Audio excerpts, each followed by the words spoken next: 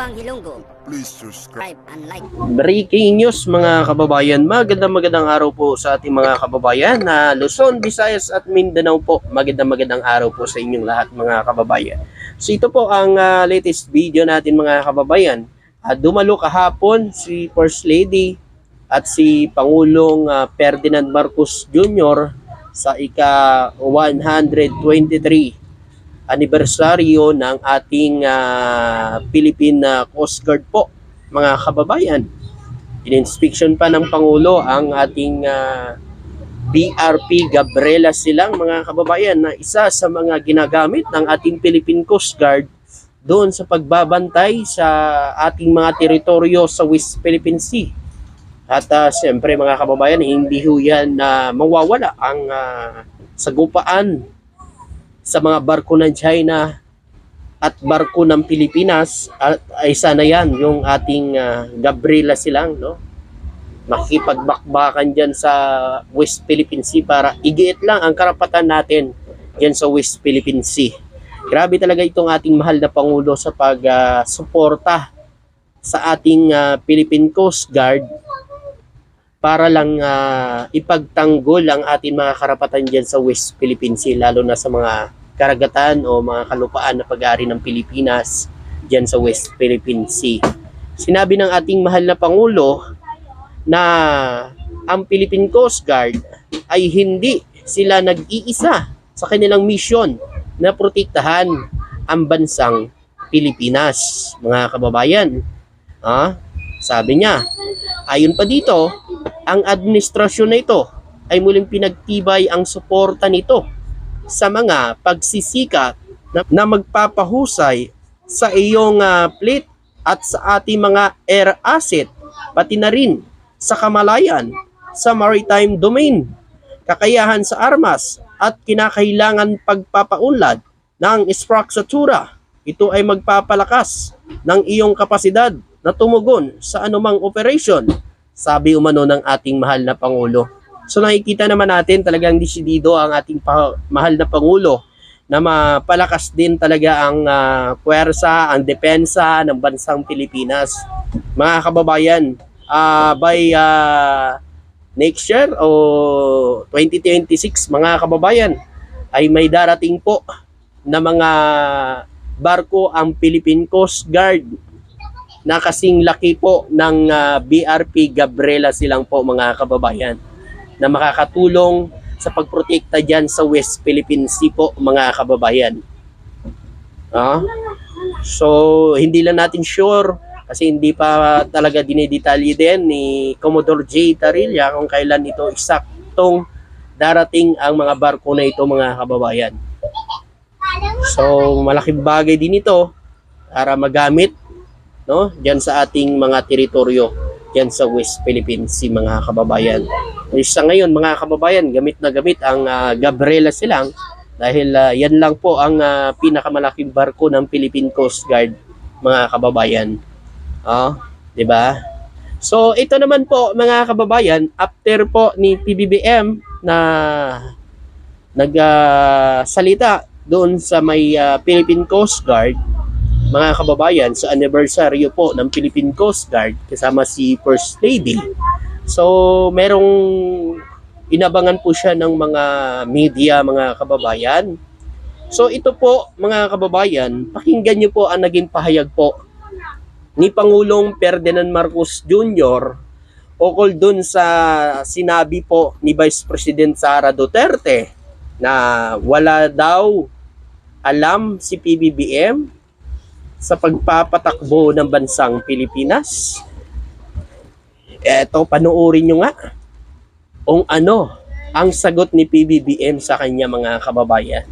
Ganito natin makikita kung gaano karespetado ang mga Marcos, lalo na ang ating Pangulong PBBM. Tinawanan lang ni Pangulong Bongbong Marcos ang banat sa kanya ni Vice President Sara Duterte na hindi siya marunong maging presidente. Napangiti lang si Pangulong Bongbong Marcos nang tanungin tungkol sa pahayag ni Vice President Sara Duterte na hindi siya marunong mamuno bilang presidente. Sa pagdiriwang ng anibersaryo ng Philippine Coast Guard, Tikom ang bibig ni Pangulong Marcos sa mga tirada ng kanyang bise. Di ba? Ngiti lang ang sagot ni PBBM. Di ba? Ganyan dapat ang isang leader, mga kababayan, na dapat tularan ng mga Pilipino. Kumbaga, ayaw nyo na palakihin yung issue. Siyempre, kung siya ang Pangulo, pag sinagot niya pa yung BP, mga kababayan, ay mas lalong lumala pa yung BP. Mas lalong lumala pa yan, mga kababayan. Pero ngayon, hindi siya sinagot. Si BP Sara lang yung lalala. Mas lalala pa yung isip ni BP Sara Duterte, mga kababayan. Hindi ang taong bayan. Ngayon, alam ng taong bayan kung ano ang ugali po ni PBBM. Doon mo makikita ang taong may respeto, mga kababayan. At hangad lang ay magtrabaho sa Pilipinas, hindi para magbitaw na kung ano-ano mang pananalita sa mga kapwa niya Pilipino. 'Di ba? Ganoon naman dapat BP lang naman natin yung mga hilig gumanyan ng sasalita Mga DDS lang naman ang mahilig magbitaw ng mga ganyang salita po, mga kababayan. Tayong mga pro-BBM, hindi naman tayo nagbibitaw ng mga ganyan.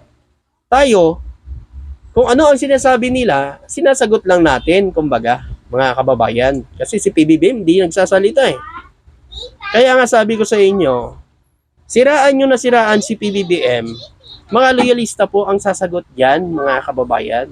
Sila po ang makikipagtanggol dyan kay PBBM. Pero yun yung mga kababayan, ano sabi mga loyalista? Subukan niyang hukayin si Apo Lakay. At makita niya kung ano ang gagawin ng mga loyalista.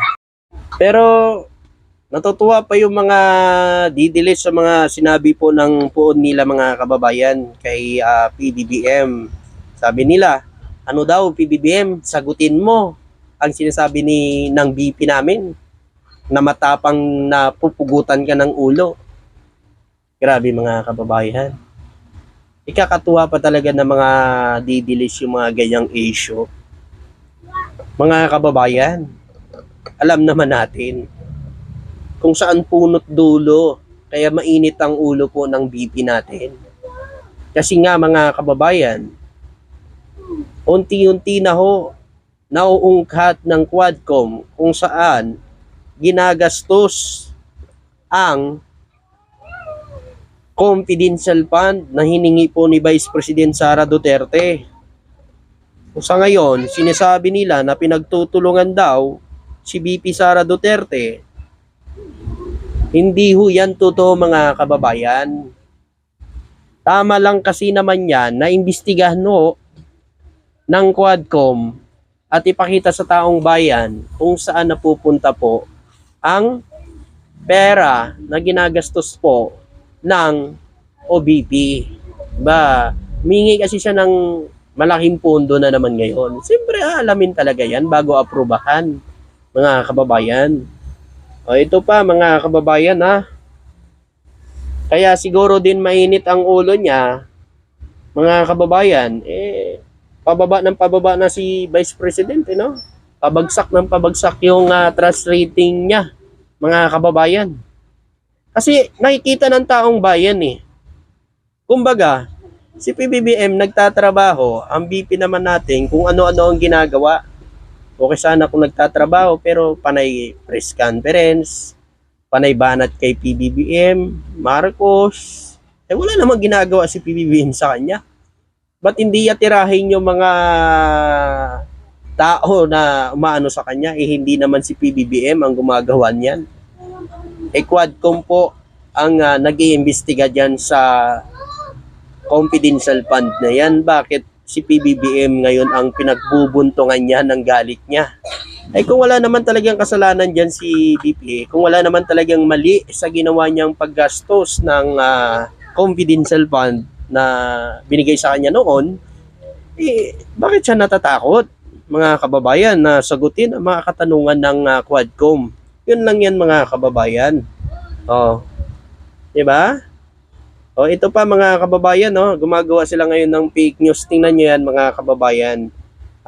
87% daw yung si BP Sara at 25% na lang daw si PBBM. Okay lang yan. Kaya sabi ko na lang, good luck sa 87% ninyong mga DDLs. Ayan, 32 millions pa rin ang naniniwala sa iyo, Inday. Okay. Yun lang yan mga kababayan. Wala tayong magagawa. Paniniwala nila yan eh. Paniniwala ho yan ng mga DDLs. Pero tayo dito, alas kain lang natin sila kapag sinisiraan nila si PBBM. Ito na naman po mga kababayan. Di ba ngayon, may baha po ngayon mga kababayan. Hinahanap na naman nila ang flood control daw ni PBBM, mga kababayan, na project. Alam nyo po mga kababayan, ang pinagawa ho na flood control ni PBBM, hindi ho dito lang sa isang lugar, kundi buong Pilipinas po mga kababayan. Tsaka ang flood control po, para kontrolin ang tubig. Kung may baha na mga kababayan, o nag-uumapaw na sa mga ilog, kaya pa ba yung kontrolin? Kahit ano karami pa yan yung flood control mo dyan, yung ibang bansa nga napakaraming flood control, binabaha din Tsaka climate change na mga kababayan. At hindi lang yan mga kababayan. Hindi lang yan. Yung mga basura din mga kababayan, ay isa din yan sa nagsasan sa pagbaha. Lalo na dito sa Metro Manila. Kasi ang mga kanal natin, kung mayroong mga basura, hindi yan makadaloy kaagad ang tubig, mga kababayan. Magbabara yan sa mga imbornal. Yan. Yan ang dahilan din sa pagbaha, mga kababayan. Tapos sasabihin nyo saan na naman daw yung flood control. Tuwing babaha na lang talaga itong hanapin ng mga DDLs. Ito na lang talagang alam nila na pangbato kay PBBM. Wala na tapos na yung fake pulburon video nila Kaya na naman yung flood control, 5,500 flood control na naman ang laging ibabato kay PBBM tuwing may bagyo. Thank you po at maraming salamat.